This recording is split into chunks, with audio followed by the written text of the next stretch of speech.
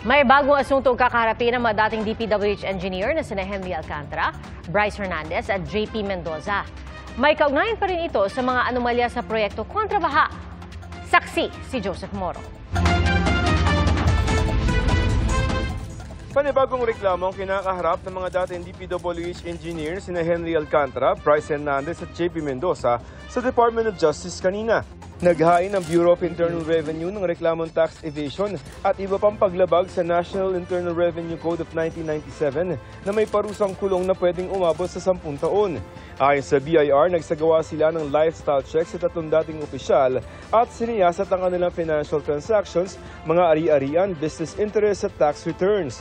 Natuklasan ng BIR na kumikita umano ang mga ito sa kickback sa mga Ghost Flood Control Project at pinapapalitan umano ang pera para sa casino chips. Matatandang kasama sina Alcantara, Hernandez at Mendoza sa binansagang BGC Boys sa Bulacan Group of Contractors na big time umano magpatalo sa sugal at gumagamit pa ng mga alias sa mga kasino. Sir, itong pera po na dinadala na sila sa casino is intentional po to launder the money, the money that they receive from the kickbacks para hindi siya ma-detect. Ganun po yung ginawa nila.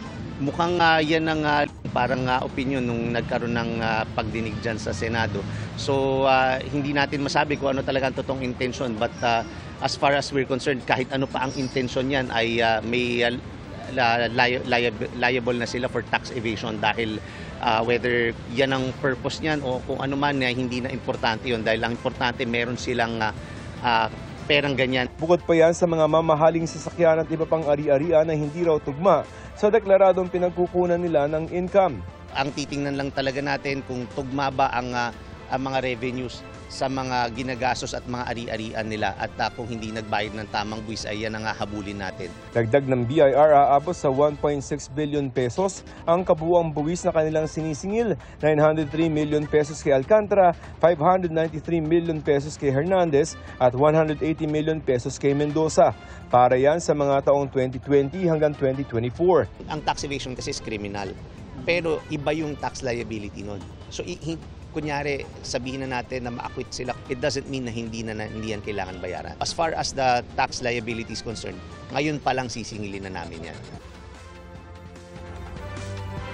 Ayon sa abogado ni Hernandez at Mendoza, wala pa silang kopya ng reklamo. Handa raw silang sagutin ito sa tamang forum. Hininga namin ng pahayag si Alcantara. Hiwalay pa yan sa rekomendasyon ng Independent Commission for Infrastructure sa Ombudsman na kasuhan ng graft, malversation of public funds at iba pa ang mga opisyal ng DPWH Bulacan 1st District Engineering Office sa pangunguna ni dating District Engineer Alcantara. Gayon din ang kinatawan ng kontraktor na Top Notch Catalyst Builders Incorporated at Beam Team Developer Specialists Incorporated na si Alan Payawal na nameke umano ng mga dokumento ng proyekto. Kaugnay yan sa flood control project sa Barangay Bangbang, Bocaue, Bulacan na nagkakahalaga ng 95 million pesos at idineklarang tapos itong Enero. Ayon sa Commission on Audit, wala namang naitayong struktura sa sinabing lokasyon.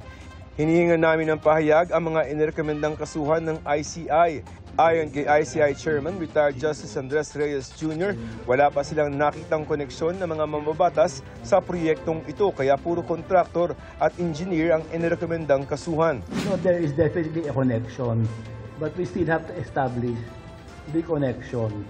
Hindi naman pwede may gawin yung DPWS na walang nagbigay ng kontrata o project referral. Hindi po nila sinabi sa ICI kung sino yung nagtutos sa kanila.